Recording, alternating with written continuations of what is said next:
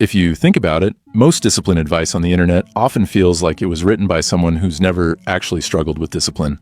It's either too soft, like be kind to yourself, just take small steps, or it's something absurdly hardcore, like if you skip a workout, punish yourself by doing 500 burpees in a snowstorm.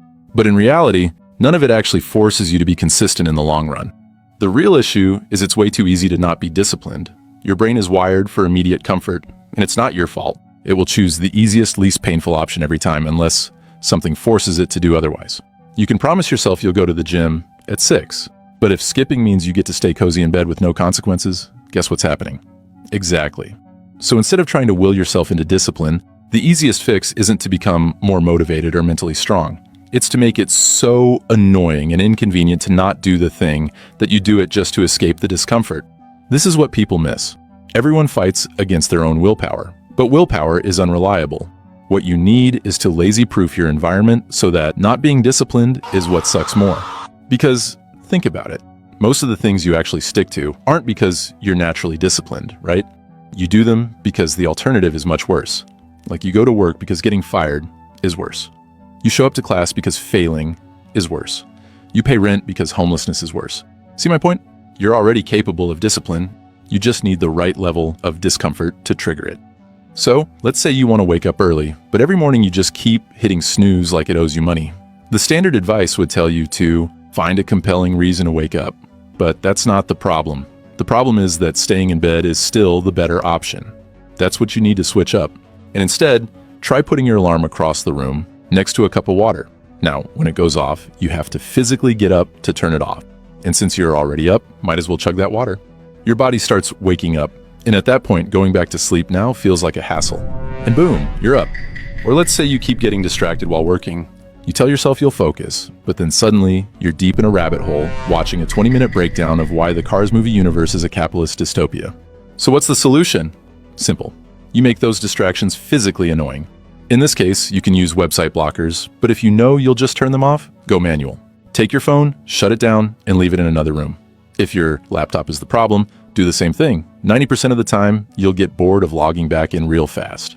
Now, physical discomfort is one thing, but financial discomfort? That hits different. People will avoid losing money way more than they'll chase earning it. There's a principle in psychology dedicated to this called loss aversion. For example, if you want to work out consistently but keep skipping, put money on the line. Tell a friend you'll send them $10 every time you miss a session.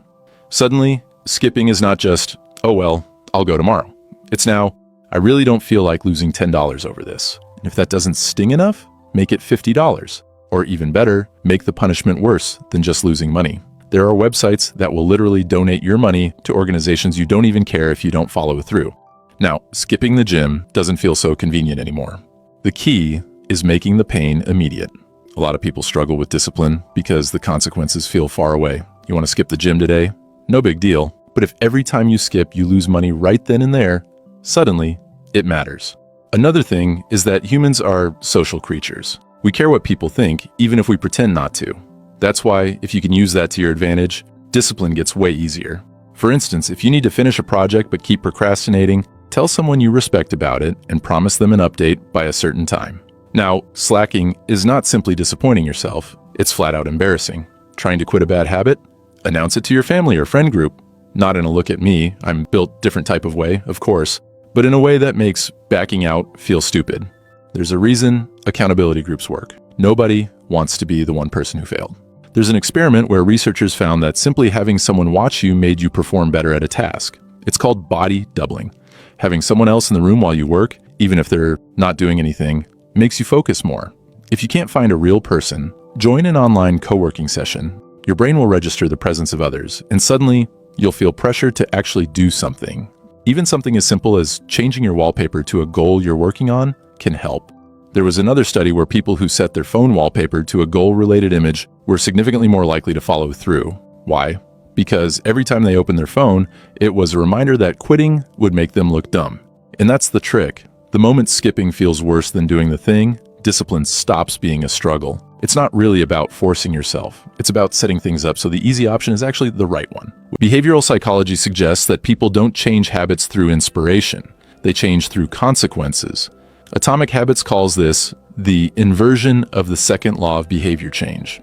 Basically, if you want a habit to stick, you have to make the bad option painful.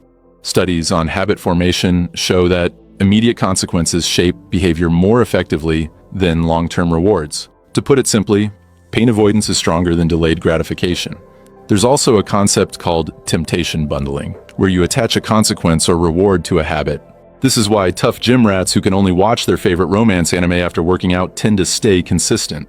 You can apply the same principle by making the thing you want to do the path of least resistance. But even with all this, some people still get overconfident and set punishments that are often too rough. If losing $10 per skipped workout is motivating, great. But if it's $100 and you end up skipping anyway, now you're just broke and demoralized.